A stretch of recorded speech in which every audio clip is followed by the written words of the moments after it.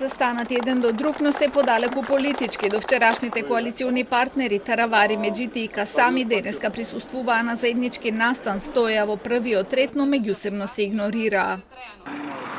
Председателите на партиите кои деновиве се претопија во една партија беа присутни на денешното поставување на камен темелник на новата автопатска делница помеѓу Тетово и Гостивар. Тука беше и Арвен Таравари, кој меѓутоа се поздрави само со премиерот Христијан Мицкоски, но не и со Меджити, Касами и Лимани. Тој не сакаше да даде изјава, вклучително и тие исто така ги игнорираа медиумите. Инаку денеска ги објавија повеќето кандидати за градоначалници, меѓу нив и Касами, кој што повторно ќе влезе во трка за градоначалник на Тетово, но и тој не беше расположен да даде изјава за медиумите.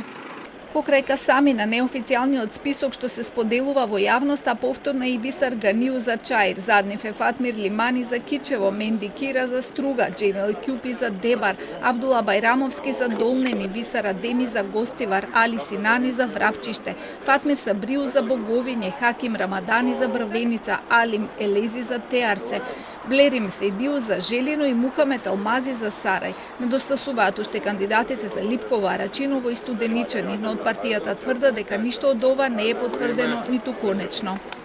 Категорично посочуваме дека таква листа не е официјално усвоена, ниту објавена од наша страна.